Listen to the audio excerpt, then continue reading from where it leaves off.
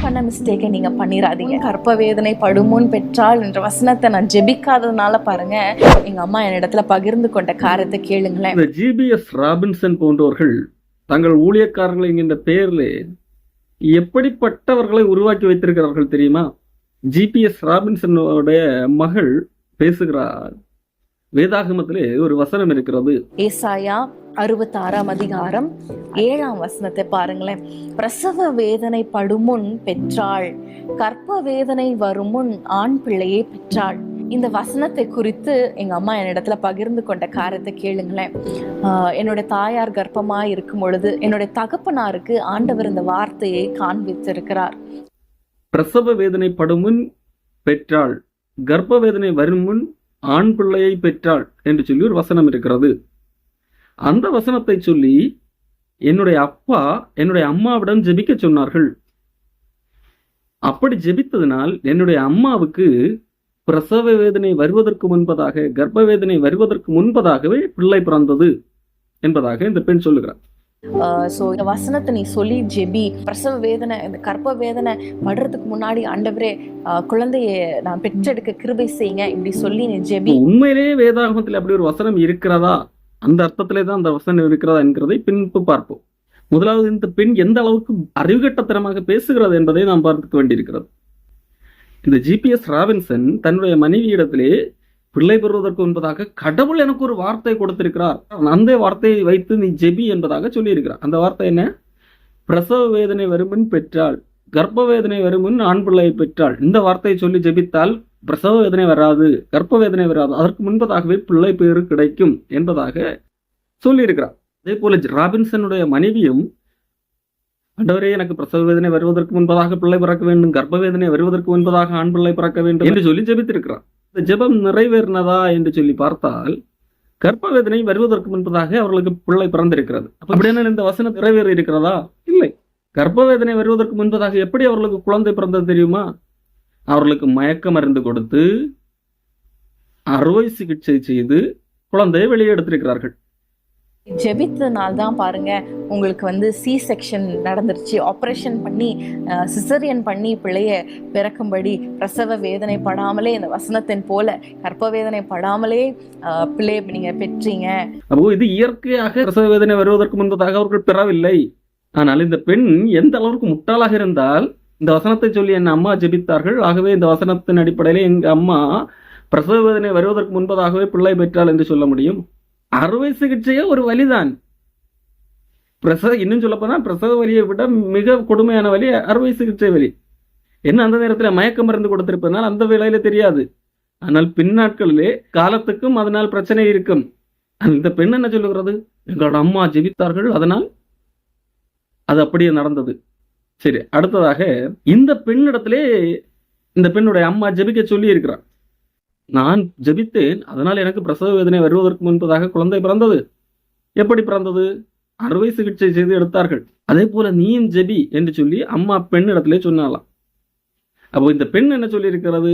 இல்லை இல்லை வேண்டாம், அந்த வசனத்தை நீங்க சொல்லி ஜெபிச்சதுனால தான் உங்களுக்கு அறுவை சிகிச்சை செய்ய வேண்டியிருந்துச்சு, நான் அதனால் அந்த வசனத்தில் சொல்லி ஜெபம் பண்ண மாட்டேன், எனக்கு அறுவை சிகிச்சை எல்லாம் வேண்டாம், எனக்கு சுகப்பிரசவம் தான் வேணும் என்று சொல்லி இந்த பெண் அந்த வசனத்தை ஜெபிக்கவில்லை. அதனால இந்த பெண்ணுக்கு சுகப்பிரசவம் நடந்ததாம். இந்த வசனத்தை நீ சொல்லி ஜெபி, பிரசவ வேதனை இந்த கர்ப்ப வேதனை படுறதுக்கு முன்னாடி ஆண்டவரே குழந்தைய நான் பெற்றெடுக்க கிருபை செய்யுங்க, இப்படி சொல்லி நீ ஜெபி அப்படின்னு சொல்லும் பொழுது நான் சொன்னேன், நீங்க அப்படி ஜெபித்ததுனால தான் பாருங்க உங்களுக்கு சி செக்ஷன் நடந்துருச்சு. ஆப்ரேஷன் பண்ணி சிசரியன் பண்ணி பிள்ளைய பிறக்கும்படி பிரசவ வேதனை படாமலே இந்த வசனத்தின் போல கர்ப்ப வேதனை படாமலே பிள்ளைய நீங்க பெற்றீங்க, அதனால அப்படி வேண்டாம், ஆண்டவர் எனக்கு நல்ல சுகப்பிரசவத்தை தரணும் அப்படின்னு நான் ஜெபிக்கிறேன் அப்படின்னு நான் சொன்னேன். அடுத்து என்ன சொல்லுகிறது தெரியுமா? இந்த சுகப்பிரசவம் கொடுமையானது, அறுவை சிகிச்சை தான் நல்லது என்கிறது போல சொல்லுகிறது. அதாவது நான் அப்படி ஜெபிக்காததுனால் எனக்கு 30 மணி நேரம் பிரசவ வேதனை இருந்தது. அது எவ்வளவு கொடுமை தெரியுமா? நான் பேசாமல் என் அம்மா மாதிரி ஜெபித்திருந்தால் எனக்கு இந்த சுகப்பிரசவம் வந்திருக்காது, அறுவை சிகிச்சை மூலமாக குழந்தை வந்திருக்கும், அது நான் ஜாலியாக இருந்திருக்கும், வலியே இருந்திருக்காது என்கிறது போல பேசுகிறது. கடைசியில பாருங்க, பிரசவ வேதனை படுமுன் கர்ப்ப வேதனை படுமுன் பெற்றாள் என்ற வசனத்தை நான் ஜெபிக்காததுனால பாருங்க என்னுடைய கர்ப்ப வேதனை 30 மணி நேரம் ரொம்ப கடினமா இருந்தது. நான் பண்ண மிஸ்டேக்கை நீங்க பண்ணிடாதீங்க. நீங்க ஜெபிங்க, ஆண்டவரிடத்துல கேளுங்க, ஆண்டவரே எனக்கு ஒரு ஈஸியான, ஒரு ஃபாஸ்டான, ரொம்ப சுலபமான ஒரு டெலிவரி. எவ்வளவு பெரிய முட்டாள்தனத்துக்குள்ளாக மக்களை கிறிஸ்தவம் என்கின்ற பெயரில் நடத்தி கொண்டிருக்கிறார்கள் என்கிறதை நீங்கள் புரிந்து கொள்ளுங்கள். அதாவது சுகப்பிரசவத்திலே கர்ப்பவேதனை இருக்கும், ஆகவே அது மோசமானது. அதற்கு முன்பதாக, கர்ப்பவேதனை வருவதற்கு முன்பதாக அறுவை சிகிச்சை செய்து எடுப்பதுதான் சிறந்தது. அதுதான் இந்த வசனம் சொல்லுகிறது. என்ன வசனம்? பிரசவ வேதனை வருமுன் குழந்தை பெற்றாள், கர்ப்ப வேதனை வருமுன் ஆண் பிள்ளையை பெற்றாள் என்று சொல்லி வசனம் இருக்கிறது அல்லவா? அது சிசேரியன் செய்து குழந்தையை வெளியே எடுப்பதுதான் என்கிறது போல சொல்லுகிறது. அன்புக்குரியவர்களே, உண்மையிலேயே மனிதன் பாவத்தில் என்றைக்கு விழுந்தானோ அன்றிலிருந்தே குழந்தை பெறும்போது கர்ப்ப வேதனை வருவது என்பது இயல்பான ஒன்று. அதைத்தான் ஏவாளிடத்திலே ஆண்டவர் சொல்லுகிறார். நீ பிள்ளை பெறும்போது இந்த வேதனை பெருகும் என்பதாக. இது இயல்பு. சிசேரியன் செய்வது இயல்பு அல்ல. இக்கட்டான சூழ்நிலை வரும்போது செய்யப்படுவதுதான் அறுவை சிகிச்சையை தவிர அது பிரசவ வலி இருக்கக்கூடாது. பிரசவ வலி இல்லாமல் குழந்தை பெற வைப்பதற்காக ஆண்டவர் ஏற்படுத்தின ஏற்பாடு அல்ல. இன்னும் சொல்ல போனால் சுகப்பிரசவத்தின் வழியாக குழந்தை பெற்றவர்களை காட்டிலும் அறுவை சிகிச்சை மூலமாக குழந்தை பெற்றவர்களுக்கு தான் பாதிப்பு அதிகமாக இருக்கும். அடிக்கடி முதுகுவலி வருகிறது, இப்படிப்பட்ட பல விதமான பிரச்சனைகளுக்கு உள்ளாக நேரிடும். ஆனால் இந்த பெண் என்ன சொல்லுகிறது தெரியுமா? சுகப்பிரசவம் அது 30 மணி நேர வேதனை, ஆனால் அறுவை சிகிச்சை முறையில் குழந்தை எடுப்பது அதுதான் கர்ப்ப வேதனை வருவதற்கு முன்பதாக குழந்தை பெறுவதற்கான சம்பவம் என்கிறது போல பேசியிருக்கிறது. யார் கற்றுக் கொடுத்தது? நான் ஊழியக்காரன் என்று சொல்லிக் கொண்டிருக்கிற இவளுடைய தந்தை. உண்மையிலே இப்படி ஒரு வசனம் வேதாகமத்திலே இருக்கிறதா?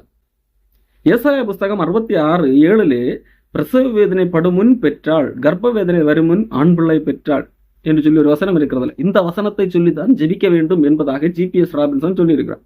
உண்மையிலே இந்த வசனம் அப்படியா இருக்கிறது? இல்லை. அதனோட அடுத்த பகுதியை அவர்கள் முழுங்கி விட்டார்கள், மறைத்து விட்டார்கள். அந்த வசனம் என்ன சொல்லுகிறது தெரியுமா? பிரசவ வேதனை படுமுன் பெற்றாள், கர்ப்ப வேதனை வருமுன் ஆண் பிள்ளை பெற்றாள். இப்படிப்பட்டவைகளை கேள்விப்பட்டது யார்? இப்படிப்பட்டவைகளை யாராவது கேள்விப்பட்டது உண்டா? இல்லை. இப்படிதான் இந்த வசனம் இருக்கிறது. இதை மேலும் எளிதாக புரிந்து கொள்ள ஈஸி ரீட் வெர்ஷன் என்கின்ற மொழிபெயர்ப்பில் நான் உங்களுக்கு அதை படிக்கிறேன். ஒரு பெண் பிரசவ வலியை உணர்வதற்கு முன்பு ஒரு குழந்தையை பெற முடியாது. ஒரு பெண் தான் பெற்றெடுக்கும் குழந்தையை பார்க்கும் முன் அதற்குரிய வலியை உணர வேண்டும். அதை போலவே எவரும் ஒரு புதிய நாடு ஒரே நாளில் பிறப்பதை காண முடியாது. எவரும் ஒரு நாடு ஒரே நாளில் தோன்றியதை கேள்விப்பட்டிருக்க முடியாது. அந்த நாடு பிரசவ வலி போன்று முதலில் வலியை அறிய வேண்டும். பிரசவ வலிக்கு பிறகு நாடு தன் பிள்ளையாகிய புதிய நாட்டை பெற்றெடுக்கும். அப்போ இந்த வசனம், இந்த குழந்தை பெறும்போது வேதனை இல்லாமல் ஆண்டவர் குழந்தை பெற செய்வார், அது ஒரு ஆசீர்வாதம் என்கிற அடிப்படையிலே இந்த வசனம் எழுதவில்லை. மாறாக இப்படிப்பட்டவர்களை யாராலும் கேள்விப்பட்டதுண்டா? இப்படி கேள்விப்பட்டதே இல்லையப்பா என்று சொல்லிதான் வசனம் சொல்லுகிறதே தவிர, நீ ஜெபம் பண்ணு, அப்பொழுது உனக்கு பிரசவ வேதனையே வராது, பிரசவ வேதனைக்கு முன்பாக ஆண்டவர் அறுவை சிகிச்சை மூலமாக குழந்தை எடுக்க உதவி செய்வார் என்பதா? அல்ல. முட்டாள்தனமாக தப்பாக வசனங்களை வியாக்கியானம் பண்ணி சொந்த மக்களையே, சொந்த மனைவியையே ஏமாற்றுகிறவர்களாக இருக்கிறார்கள். எந்த அளவுக்கு அறிவிலிகளாக இருக்கிறார்கள் என்பதை பாருங்கள். இந்த பூமியிலே, இப்பொழுது இருக்கிற பூமியிலே வாழ்கிற எல்லா பெண்களும் கர்ப்ப வேதனை என்கின்ற ஒன்றை கடந்து போய்த்தான் ஆகும். ஆனால் பணத்திற்காக வசனத்தை தப்பாக எடுத்து போதிக்கிறவர்கள், வசனத்தினுடைய விளக்கம் அறியாதவர்கள், மக்களை ஏமாற்றுவதற்காக அவர்கள் நினைத்ததுதான் சரி என்று சொல்லி மக்களுக்கு போதிக்கிறவர்களாக இருக்கிறார்கள். தயவு செய்து இப்படிப்பட்ட பொய்யான விளக்கங்களிலே விழுந்து விடாதீர்கள். ஆண்டவர் இப்படி ஒரு வசனம் இருக்கிறது, இந்த வசனத்தை சொல்லி ஜெபித்தால் கண்டிப்பாக இது நடக்கும். அப்படி எல்லாம் கிடையாது. ஒரு மனிதர்கள் வேதனையில் இருக்கும்போது ஆண்டவர் இந்த வேதனையிலிருந்து என்னை காப்பாற்றும் என்று சொல்லி இயல்பாக ஜெபிப்பது என்பது நாம் ஆண்டவர் இவர்கள் நம்பி இருக்கிற அந்த நம்பிக்கை வெளிப்படுத்துகின்ற ஒன்று.